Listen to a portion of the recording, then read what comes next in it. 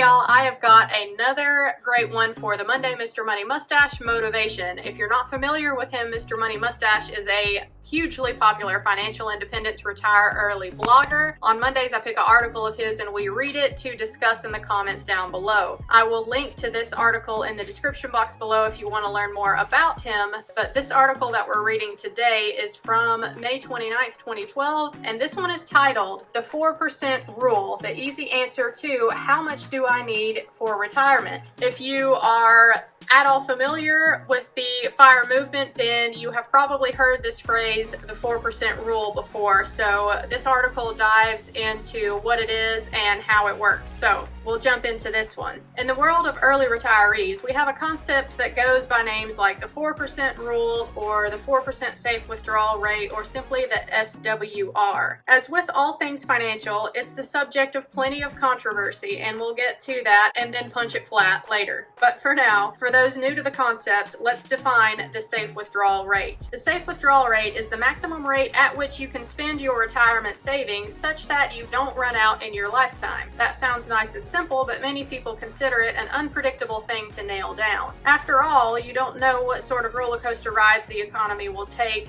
your retirement savings on, and you also don't know what rate of inflation will persist through your lifetime. Will a box of eggs cost $6 a dozen when you're 65, or will it be closer to 60? So how can we possibly know how much money we will need to live on in retirement? The answers you get to this question vary widely. Financial beginners, about 95% of the population, tend to randomly just throw out a number between $5 to $100 million.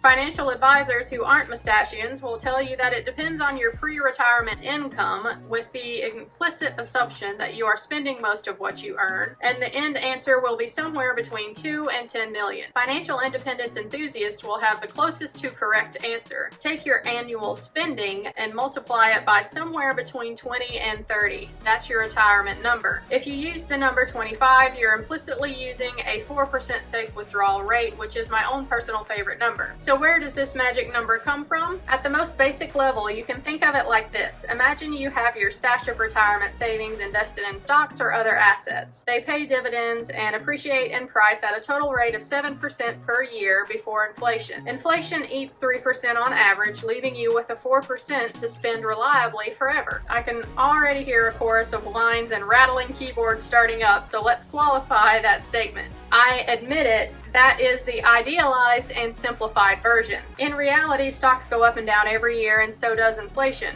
Over a long multi-decade period like the gigantic retirement you and I will be enjoying, enormous things have happened in the past. The Great Depression, the World Wars, Vietnam, and the Cold War, the abandonment of the gold standard for U.S. currency, and years of 10% plus inflation and 20% plus interest rates. More recently, the Great Financial Crash and a slicing in half of real estate and stock values. If you happen to retire in 1921 on a mostly stock nest egg, you would have experienced an enormous stock run-up for the first 8 years of your retirement. You'd be so rich by the time the 1929 crash and Great Depression hit that you'd barely notice the trouble in the streets from your rosewood paneled tea room. On the other hand, if you retired in early 2000 while holding stocks, you saw an immediate and huge drop in your savings along with low dividend yields. And your stash may have had some scary times in the early days, and again around 2009. Would you still have any money left today? In other words, the sequencing of booms and crashes matters. Ideally, you want to reach your magic retirement number in a time of nice, reasonable stock prices just before the start of another long boom so that your retirement starts off on a good foot. But you can't predict these things in advance. So again, how do we find the right answer? Luckily, various early retirement ninjas have done the work for us. They analyzed what would have happened for a hypothetical person who spent 30 years in retirement between the years of 1925 to 1955, then 1926 to 1956, 1927 to 1957, and so on. They gave this imaginary retiree a mixture of 50% stocks and 50% 5-year U.S. government bonds, a fairly sensible asset allocation. Then they forced the retiree to spend an ever-increasing amount of his portfolio each year, starting with an initial percentage, then indexed automatically to inflation, as defined by the Consumer Price Index. This simple but important series of calculations was called the Trinity Study, and since then it has been updated, tweaked, and reported on, and it's still the subject of lots of debate today. Wade Pfau is one reasonable voice in the industry, and he created the following useful chart showing what the maximum safe withdrawal rate would have been for various retirement years. As you can see, the 4% value is actually somewhat of a worst-case scenario in the 65-year period covered in the study. In many years, retirees could have spent 5% or more of their savings each year and still ended up with a growing surplus. This brings me to a critical point. The study defines success as not going broke during a 30-year test period. To people like you and me who will enjoy 60-year retirements, that would not be successful. We want our money to last much longer than 30 years. Luckily, the math in this case is pretty interesting. There's very little difference between a 30-year period and an infinite year period when determining how long your money will last. It's much like a 30-year mortgage where almost all of your payment is interest. Drop your payment by just $199 per month and suddenly you've got a 1,000-year mortgage that will literally take you 1,000 years to pay off. Increase the payment by a few hundred and you have a 15-year payoff. In other words, above 30 years, the length of your retirement barely affects the safe withdrawal rate calculations. So far, we're liking the 4% rule quite a bit, right? But yet, whenever I mention it, I get complaints. Let's review a few of them. The Trinity Study is based on a prosperity anomaly, the United States during its boom years. You can't project good times like that into the future because we're just about to enter the doom years. Economic growth and stock appreciation was all based on cheap fossil fuels. How will all of this look after peak oil hits us? You can't take a one-size-fits-all rule and apply it to something as varied as an economy and an individual's life. My healthcare costs could go up. Hyperinflation could strike. Even at a 4% withdrawal rate, there's still a chance of portfolio failure. That means I'll be flat broke and out on the street in my old age. I recommend doubling your savings and going for a 2% safe withdrawal rate instead because there's never been a failure in that scenario. To be honest, y'all, that sounds a little bit like my strategy. This is all wrong. Why? That's all well and good. Well, while there are solid economic analysis that I believe can out-argue the points above, I am not patient or clever enough to recreate them here. Pessimists are free to enjoy their pessimism and even write about it in their own blogs. Instead of debating unprovable points like those above, we can completely squash them with our own, much more powerful list of points. The Trinity Study assumes that a retiree will never earn any more money through part-time work or self-employment projects, never collect a single dollar from Social Security or any other pension plan, never adjust spending to account for economic reality like a huge recession, never substitute goods to compensate for inflation or price fluctuation. For example, vacation in a closer place one year during an oil price spike or switch to almond milk in the event of a dairy milk embargo, never collect any inheritance from the passing of parents or other family members, and never do what most people tend to do according to the studies, spend less as they age.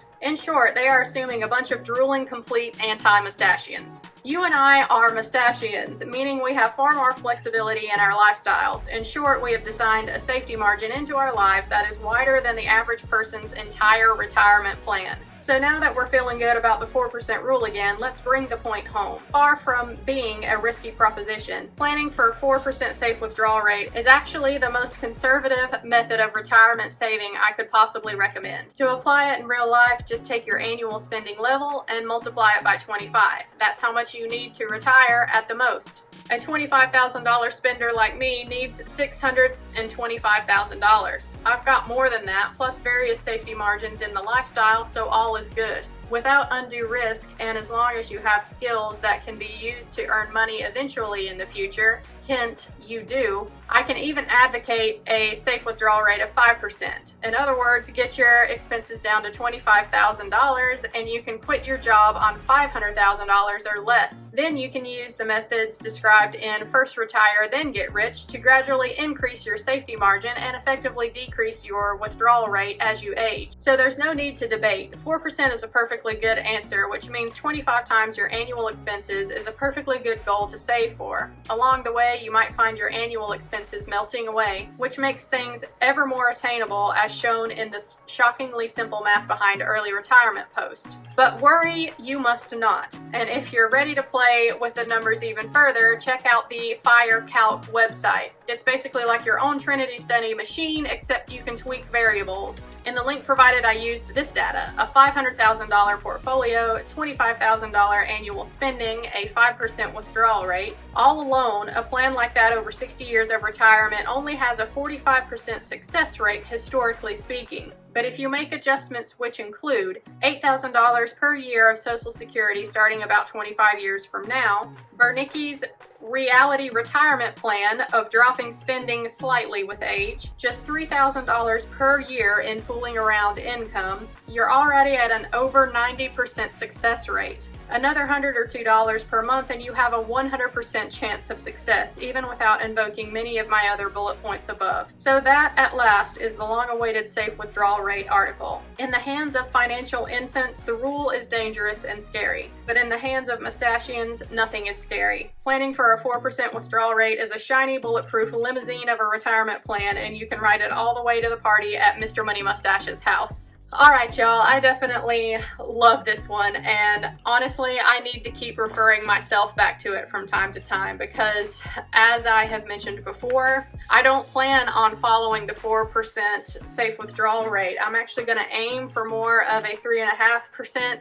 safe withdrawal rate, and I am also planning on saving way more than what I need to FIRE just because, again, safety margin. Honestly, if I'm being true to myself, I'm a little bit of a scaredy pants when it comes to the FIRE movement and actually pulling the trigger to FIRE. I can already tell that I am going to be one of those people that just constantly tells myself, just one more year of work, one more year of savings, just to build up the cushion a little bit more, because it's just a scary thing to think about being early retired and potentially not having any more income. It's just so different from what we were raised to do. So even though I have been deep into this FIRE world for a couple years now, it's still intimidating to me to think about actually pulling the trigger and retiring early. So I have this goal of 1.2 million as my FIRE number, and a 3.5% safe withdrawal rate, and not having a mortgage, and not counting on Social Security, and not counting on earning another penny after I retire. Honestly, that is a huge, huge safety margin that I probably don't need, but I'm a little bit of a scaredy pants about all of this, so I don't know, it just helps me sleep well at night. But then again, we do have to balance that with the reality of the situation, which is time is our most valuable asset. So every year that I trade my time for money is a year that I have spent doing something that I'm not necessarily passionate about. It is a year that I could have spent traveling more and seeing the world more. It's a year that I could have spent just doing the things that I want to do. So there's balance in all things. So this is one article that I will continuously come back to and reference all the time, because if you let that scaredy pants voice in your head win, then you'll never really pull the trigger to FIRE, because there's always something that could happen. But when it comes right down to it, life is risk, y'all, so we all have to live anyway. I think that is good. That should sum it up for this one. Thanks for watching if you made it all the way to the end. I'll see y'all next Monday for the next episode of the Monday Mr. Money Mustache Motivation. Bye, y'all.